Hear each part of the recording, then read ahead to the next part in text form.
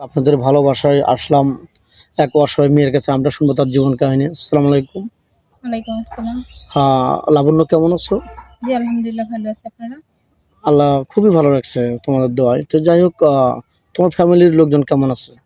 জি, আলহামদুলিল্লাহ ভালো আছে মোটামুটি। আচ্ছা, আমাদের ক্যামেরাতে অনেকবার আসছো, অনেক ভিডিও করছো, জি, এখন তো কোনো সাড়া পাওনি। না। আচ্ছা, সাড়া পাচ্ছ না, তার কারণটা কি? মানে কিরকম স্বামী চাচ্ছ যে তুমি সাড়া পাচ্ছ না?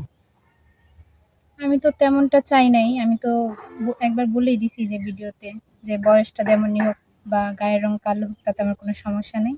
কিন্তু মানুষটা যেন ভালো হয়। আচ্ছা, শুরুতে আবার আসে তোমার দেশের বাড়ি যেন কোথায়? জামালপুর, সরিষাবাড়ি। জামালপুর। তোমার ফ্যামিলি থেকে কে আছেন? মা আছেন আর আমরা ৩ ভাই বোন। আচ্ছা, সংসারটা কে চালায়? কার উপর নির্ভর করে? সংসারটা এখন আম্মুই চালাইতেছে আপাতত। ও, যাই হোক। আর তোমার জীবনের স্বপ্ন কি? বিয়ে শাদী করে আহ লাইফ সেটেল করবে, স্বামীর ঘরে যায়, নাকি কোনো কিছু করার ইচ্ছা আছে নিজের পায়ে দাঁড়ানোর মতো? কোনো কিছু করার ইচ্ছা ছিল। এখন মেয়ে মানুষ চাইলে তো সবকিছু হয় না। না, কারণ আমার অবশ্যই না। মাথার উপরে ছাদ নাই, বাবা নাই, ভাই নাই।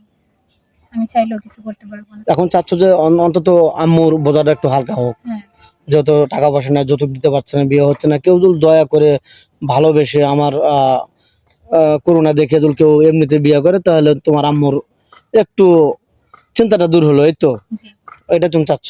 জি। যাই হোক, তোমার বয়স যেন কত বলছিলে? ২০ বছর। 20 বছর।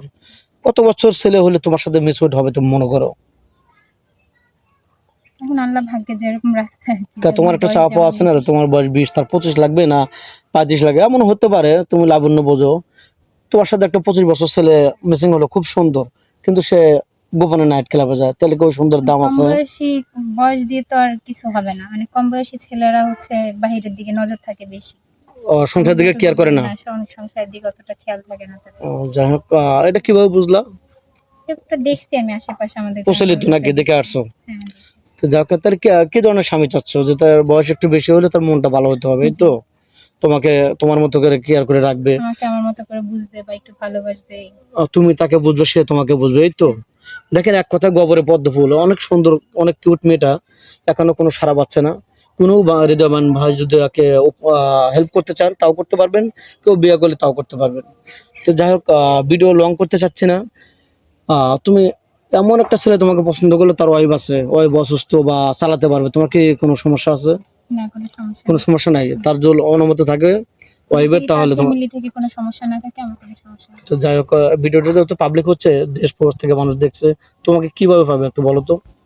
আমার হাতে কোনো ফোন নেই। আমার সাথে যোগাযোগ করতে হলে আপনাদের সাথে আগে যোগাযোগ করে তারপরে আপনাদের মাধ্যমে আমাকে পাবেন।